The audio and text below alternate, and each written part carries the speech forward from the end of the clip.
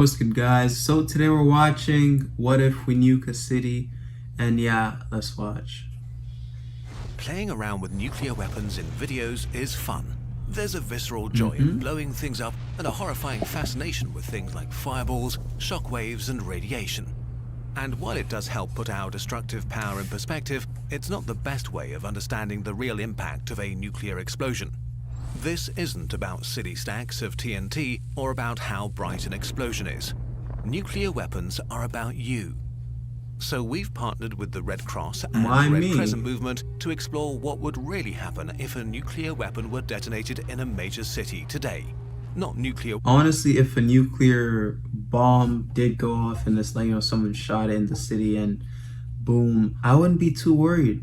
You wouldn't be too worried either, because we're both dead within 2 seconds. We're not gonna feel that. The only thing you should be worried about, I guess, is like, where am I gonna go when I die? That's all. There's no pain. It's not torture. The bomb just lands, bro. We're dust. If we're in the center, we're dust. If we're far away, that's another story. But radiation will still get rid of us. But I wouldn't be too worried, because why? It's not as if I'm gonna get tortured slowly, like, oh, I'm gonna die in a while. No, I mean, that's with radiation and stuff. But if it hits in your city, in a major city, like New York City, you're dying. It doesn't matter where you are, you're dying. So you just gotta put yourself at peace and boom, just wait to die, I guess. Just one explosion. But that does turn me on a little bit to just watch. Kurzgesagt. We begin our story in the middle of downtown in a major city. People are going to work, studying for exams, are lost in their thoughts and daily lives. Right here, a nuclear weapon is detonated and time freezes. The first phase of the explosion happens within less than a second. In a millisecond, a ball of plasma hotter than the sun appears and grows in a hotter than the sun, 2 kilometers across.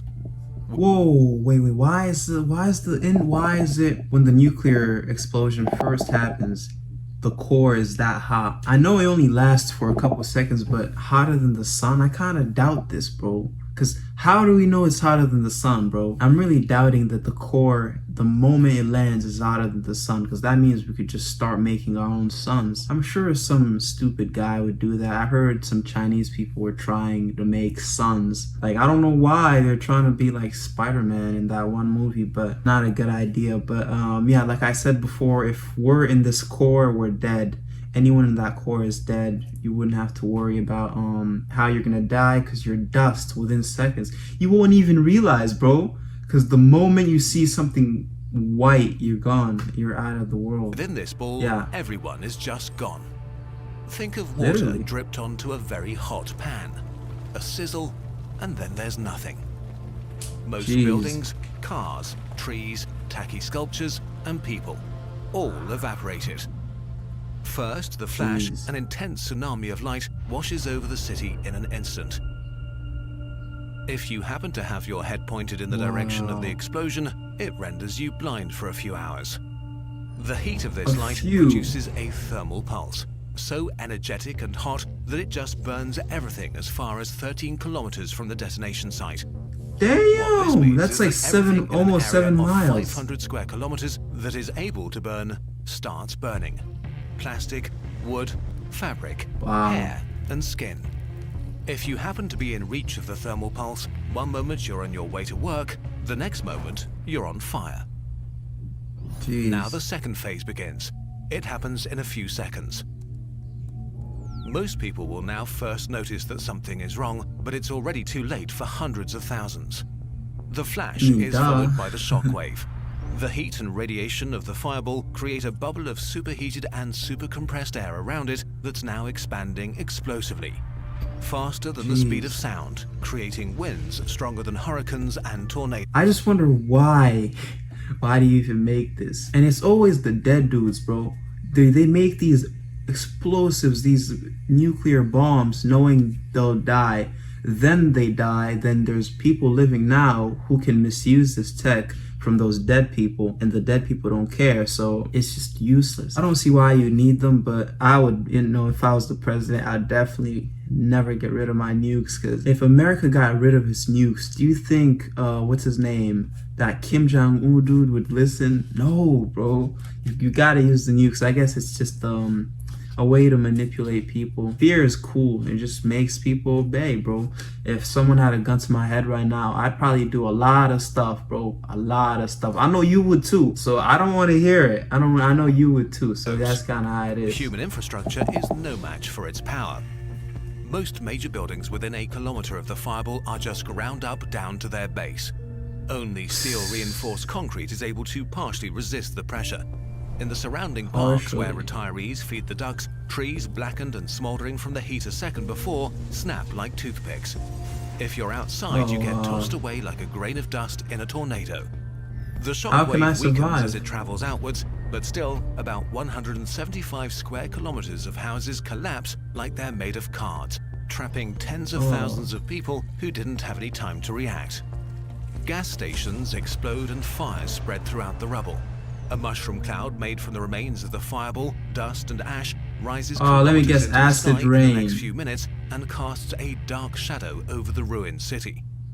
This violently pulls in fresh air surrounding the city, destroying more buildings and providing an abundance of oxygen. It depends on the city what happens next. If there's enough fuel, fires may turn into a firestorm that burns the rubble, everybody trapped in it, and people trying to flee the devastation. Up to 21 kilometers from the explosion, people just like you rush to their windows to take pictures of the mushroom cloud, unaware that the shockwave is still coming at them, about to shatter their windows and create a blizzard of sharp glass. The third phase begins in the coming hours and days. We're used to the idea that help will come, no matter the disaster. This time is different. I'm not helping. A nuclear explosion is like every natural disaster at once. There are hundreds of thousands or millions of people with serious injuries, lacerations, broken bones, serious burns. If you got caught in a nuclear explosion, bro, I might just leave you to die. You know that, what's that plague called? Black Plague or Black Death? Everybody who used to catch it, they used to burn them right away. I would see you as diseased if you get caught in a nuclear explosion. You have all this radiation poisoning. You guys think no one's ready for these nuclear explosions, because look at what the Hiroshima people. No one knows how to react to to a nuclear explosion. If they actually blew a bomb in like advanced cities, I don't even know how Hiroshima recovered, bro. They haven't recovered. If you hit one of these bombs in a really, really experienced and like civilized city, they're never recovering because they expect help. Oh, someone's gonna come rescue us. Well, that's if you even survived. If you're at the center, you're dead automatically. So thousands more will die because of these injuries. Countless people are trapped in collapsed buildings like in earthquakes, or blinded by the flash, deaf from the blast wave, and unable to flee through streets impassable with rubble and debris. They're terrified, confused, and don't know what's happened to them or why. Most likely, many hospitals have been leveled along with all the other buildings, and most medical professionals are either dead or injured along with everyone else. The survivors lucky enough to have been in metro tunnels or standing in the right place to be unburned and unhurt won't have truly escaped harm yet. Depending on the type of weapon, where it explodes, and even the weather, an awful black rain can begin, with radioactive ash and dust descending on the city, covering everything and everyone. The invisible, malicious, silent horror of radiation takes its turn. Every breath carries poison to the lungs of the survivors. Over the coming days, the people who receive the highest doses of radiation exposure will die. There will be no help, not for hours or maybe even days. Civilization doesn't operate when there is a total breakdown of infrastructure. Roads are blocked, train tracks warped, runways cluttered with rubble. No water, no electricity, no communication, no stores to replenish supplies from. The US is low-key evil, man. I just looked up the stats. Around 120,000 people died from that blast. So I get it, Japan was in the wrong, they bombed the ships, blah blah blah. Not a lot to say, but like more than 80K were civilians, bro. 80,000 of those were civilians. I can't really, because imagine, it could be you, it could be me, bro. We're just chilling, and the US is helping Ukraine, and then boom, Russia gets mad. They're like, okay, why are you guys helping? They just nuke your city or my city, and then we're just caught into that. We're innocent people. That's just how those scary stuff. Help from surrounding cities will have a hard time entering the disaster zone, and even if they can, the radioactive contamination will make it risky to get too close. After a nuclear attack, you're on your own. So you bit are, by bit, basically. people emerge from the rubble, on foot, contaminated with radioactive fallout, carrying what little they may have left. They are slow, carrying, traumatized, and they all need food, water, and medical treatment fast. And the if you survive this, nuclear weapon doesn't end when the fires burn out and the smoke clears. The hospitals in the neighboring cities are under-equipped for a disaster of this scale and overwhelmed with tens or hundreds of thousands of patients with serious injuries. In the weeks, months, and years to come, many of those who survived will succumb to cancers like leukemia. The reason no government wants from to a think blast about this is because there is no serious humanitarian response possible to a nuclear explosion. There's no way to really help the immediate victims of a nuclear attack. This is not a hurricane, wildfire, or earthquake, or nuclear accident. It is all of these things at once, but worse. No nation on Earth is prepared to deal with it. The world has changed in the past few years, with world leaders again explicitly and publicly. I wouldn't really blame the people who are supposed to help. You want us to come die with you in radiation? No, we're already dead. We're practically dead. Many experts think the danger of a nuclear strike is higher than it has been in decades. Governments way higher now. that it's good that we have nuclear weapons, but it's bad when anyone else gets them. That it's somehow necessary to threaten others with mass destruction to keep us safe. But does this make you feel safe?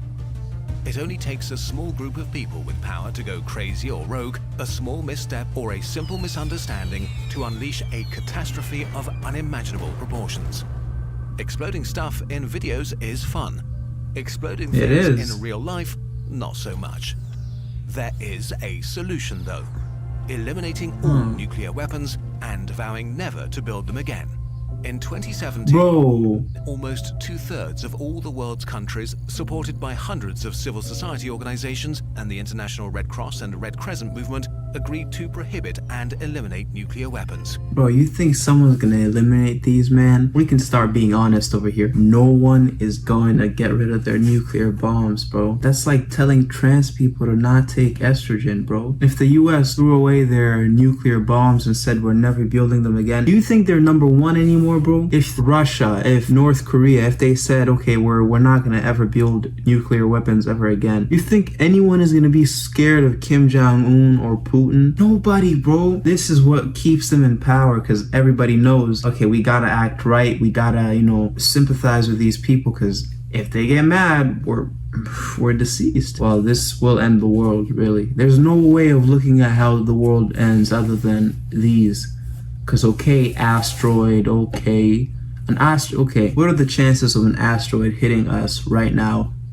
There's probably some percent, maybe 0.00 something, but the percentage of someone or North Korea or China or any one of those nukes firing into another country with those is more than 1%. That's for sure. That's what I know. So we're likely to get hit by a nuclear bomb than an asteroid. It's not about who has nuclear weapons and who doesn't. The weapons themselves are the problem. They are deeply immoral and an existential threat to all of us. No matter what country you come from, no matter what political side you find yourself on, we need to demand that they disappear forever. This will not happen without pressure. If you want to be part of this pressure, there are things you personally can do too.